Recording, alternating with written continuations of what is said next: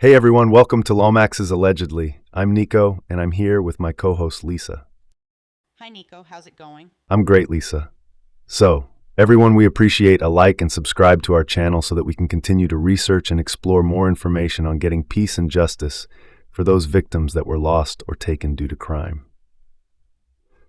So let's get started with LAUMAX'S Allegedly.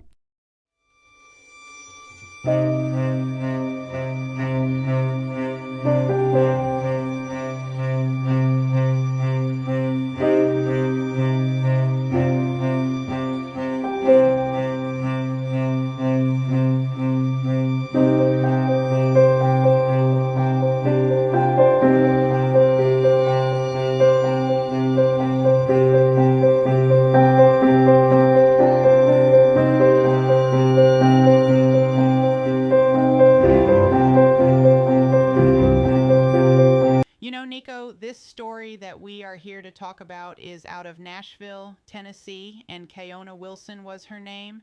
She was a beautiful woman whom was married to a man named Amadeo Wilson. And before we get into this story, I need to explain how we, in today's society and this American culture, where we feel this ride or die lifestyle is the way to step up in a dysfunctional relationship, rather than look directly at the red flags and ask God if this is the course we should travel in our relationship. Instead, we follow what our human flesh tells us to do, and that won't save our life. Rather, making bad decisions cause us to lose our freedom at whatever cost that is, either in prison or to our grave. And at what cost exactly? Because if someone that you have poured your heart into decides one day that he or she wants to disrespect the sanctity of the marriage, the answer is not to dishonor your integrity to yourself, especially if you are someone with any conviction to God to go challenge someone's life in order to make him or her come back to you. God is letting you see how easy it was for him or her to leave their marriage and be led astray. Remember, two people being spiritually linked in marriage are two people trying to work together in the light of God. That is, if you even believe in God. That's not an insult to anyone. Not everyone believes in Almighty God, and they don't include Him in their marriage.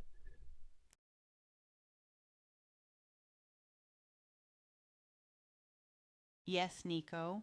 Our condolences go out to Keiona Wilson's family, and I'm being told that she had surviving adult children behind this horrible tragedy. I must also say, if you are a person who does include God in your marriage and your partner is not a believer, it does make it a tougher marriage down the line. Because every time a problem arises in your marriage, every time there's an issue that you both of you need to unite together as a unit, one of you will seek outside help on how the world handles marital problems when the other wants to go to God's view. And we all know that the world can give bad advice with good intentions, telling you to cheat in your marriage or seek friends outside your marriage, where who knows where that may lead. Now, I'm not saying that the marriage cannot work with an unbelieving mate, but when it is already challenging, when two people are serving God together, you will also find that when you both have different views on spirituality, getting together will pose even more challenges in your marriage. So it may be important to have this serious discussion before walking down the aisle. Right. So this story was a little unique in itself. So, 42-year-old Keiona Wilson, mother of three, had been married to Amadeo Wilson for only 10 years. Now, after doing some research on what led up to this marriage that had gone bad, Keiona was so happy in her marriage during the early years. She and Amadeo would send each other loving little messages on social media and Facebook showing how in love they were. But here's the culture with social media.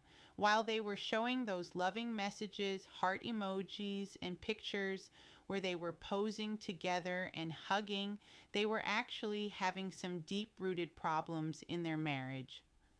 Amadeo had a history of cheating a lot of before, during, and after his marriage to Keiona.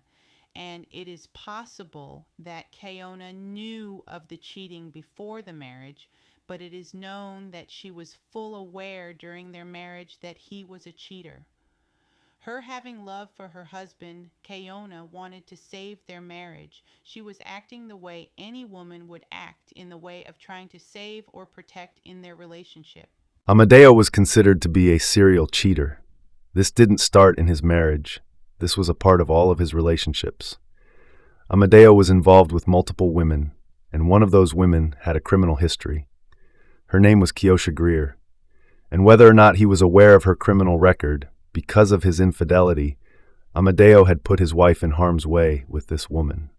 So this where if you look at social media, you could see that Amadeo and Keiona were posting to each other, and some of their posts were starting to simmer down. According to other sources, he promised that he would stop seeing the other woman, but he absolutely had no intentions on stopping the affair. It had been said that Keiona and Amadeo worked together at the same job as well. On the morning of August 25th, 2025, Keiona got in her car and drove to Amadeo's girlfriend, Keiona Greer's house to confront her husband. When she got there, she got out of her car and walked to the back of Keiona's house and found that her husband's car was parked back there. So, here's where you can tell how long this affair had been going on, because Keiona knew where his mistress lived. And not only that, but Amadeo did not park his car in the front. He parked his car in the back of his girlfriend's house so that no one would assume that he was there. So we can also assume that Keiona had probably been there before looking for her husband on another occasion, huh? Yeah, I would think so. And that would be more of me thinking like, why would he park the car in the back of his girlfriend's house? Right? So, Keiona is at the back of the house and she has an extra key to her husband's car. Now, there are so many ways that this could have ended better than the way that this actually ended. Amadeo could have been a man and stepped in between both women and put an end to the argument, or simply come out from hiding and just got in the car with his wife and gone home. But Keiona gets in the car and moves it to the front. Now that apparently was her way of saying, "Yeah, jerk! I moved your car. I know that you're here at your girlfriend's house." But instead, Keiona walks up to the front door and allegedly rings the doorbell or knocks. Either way, Keiona is talking to Keiona through the surveillance camera. And we don't get all of that footage. But eventually, Keiona does open up the door, and then you get this back and forth argument between them, which for me is very intense, because here you have to remember that Keiona's mindset is different than someone like Keiona, who is there fighting for her marriage. But Keiona feels violated that this woman even showed up at her house, but the disrespect still comes from the other way, because I am asking you to tell my husband to come out so that I can talk to him, and all she is doing is saying that allegedly he is not here, which we find out later that he was in the house the whole time and never intervened in this argument at the door between these two women fighting for his sorry butt. Well, during this argument between the two women, somehow Keiona opened up the door with gun in her hand, displaying it in front of Keiona. And from the surveillance, you can see that Keiona was not afraid of seeing that gun in Keiona's hand. Either he was coming out of that house or she was going in. But on camera, you can see a flash of light in the doorway before she got in the house. So it looks like Keiona shot at her in the door, and I played it over and over. It really looks like Keiona while arguing in the doorway. And then all of a sudden, she pushed herself into the house. While in the house, allegedly, there was another gunshot, cause in a moment's time she was running out for the house, jumping in his car, and drove to seek medical attention. She stopped a police officer for help, and the police officer called the ambulance. She was rushed to the hospital, and not long, she had succumbed to her injuries. According to public records, Keiona Wilson had died from a gunshot in the abdomen. That's horrible. And what many people were upset about, I mean, even I know there were a lot of variables about this mess. He didn't even come out from hiding to de-escalate the situation at the door. So, Lisa, he got a lot of backlash behind this mess. He allegedly never went to the hospital to see her before she died. But it is said that he tried to attend the funeral. What? Yeah, he showed up. But Get this. Her family would not let him in the funeral home to pay his respects, what little respect he had left. And as for his mistress, she was never charged for killing Keiona due to that stand-your-ground law in Tennessee. And allegedly, it's been said that Keiona Greer has no remorse for what happened. I mean, accountability says a lot about a person, but nobody is holding themselves accountable for this horrific mess of an affair. And all we have is a woman who tried to get through to her husband to choose her. Well, Lisa, do you have anything to add to this story?